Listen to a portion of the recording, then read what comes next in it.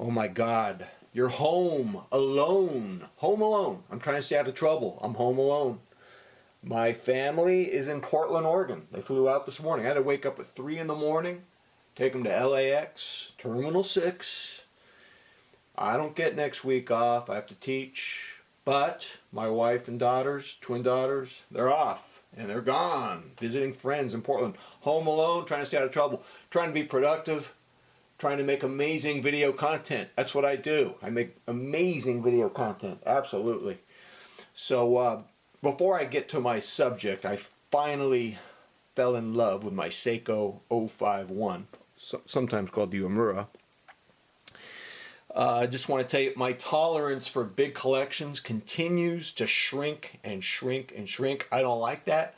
I wish I had a higher tolerance because I like varieties of watches. I even look for inspiration to the great satirical novelist Gary Steingart, who has a very big collection, probably dozens and dozens of watches, Glashütte and Grand Seiko and all these luxury pieces. And I try to tell myself, hey man, if Gary Steingart can do X, Y, and Z with watches, so can I. But that's stupid because I can't compare myself to a famous writer for many reasons. And by the way, comparison is the pestilence of social media. That's like one of the worst things about social media. Some people can tolerate shellfish and others can't, so it's just stupid to model yourself after someone else's habits. Can't have a big collection.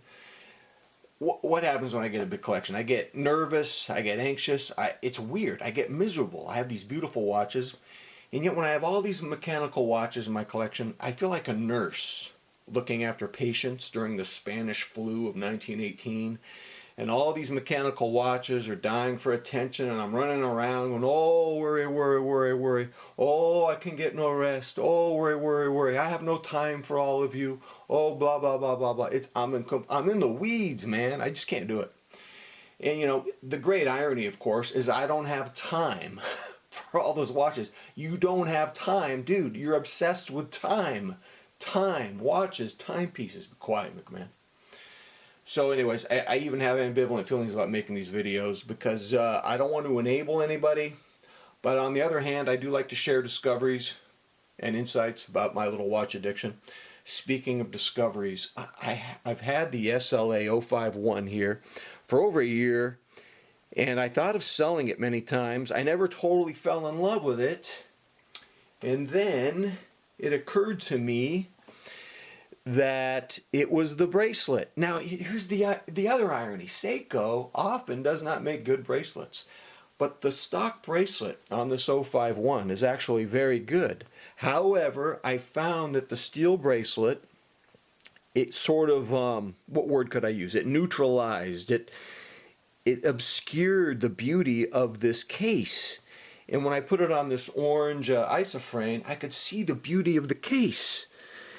There's something about the way the lugs, you can see the lugs and you realize, oh, this is aggressive. This is in the Captain Willard family. And it's so refined. It kind of blows a Captain Willard away if you hold them side to side. The Captain Willard is more like a $600, $500 watch. And then the refinement is ridiculous on this. And so I finally fell in love with it. Orange Isofrane. Would I buy an orange Isofrane again? I don't know. It's pretty. They're pretty pricey. A little rigid. It did seem to work in. I was kind of like the Princess and the Pea when I first got it. I go, oh, I blew it. It's actually gotten more comfortable over time. But a lot of you who are my friends on Instagram told me the Borealis is just softer, cheaper too. It's about 1/3 the price. Now this isn't the first time a watch I noticed was better on a strap, so I did buy a strap code Oyster for this SPB147, and the magic was gone. I just couldn't fall in love with it. Now this retro design, I want to thank Mark Alamaris of Average Brothers, because when I met him at the meetup, he had a black Tropic on his Slim Turtle. So I got this gray one here, And the magic is here. And this I noticed is far better.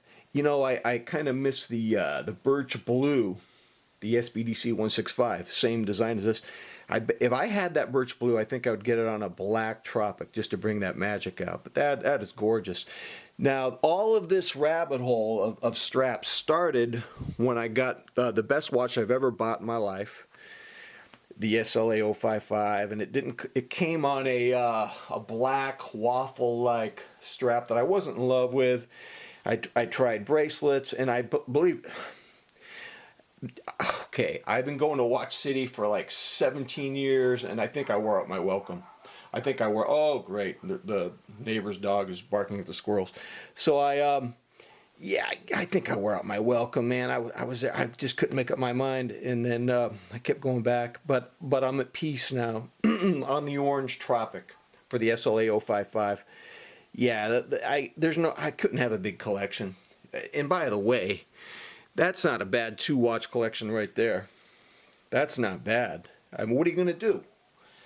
I know some of you have these big collections and you love. I can't do it. I'm like the nurse during the Spanish flu, running around all by myself, doing the night shift, skeleton shift. I just can't do it. I mean, I got other things to do. So I think I would like to try on the SLA051, maybe a Tropic one of these days. But I'm really enjoying the aggressive look on the Isofrane. I finally fell in love with this watch, man. After all, man, watches are a love affair. All right, I'm trying to stay out of trouble. My family is gone for the week. I'm going to try to eat right. I'm not going to do anything crazy. And tell me what you think of these straps, ladies and gentlemen. Until next time, I'm out.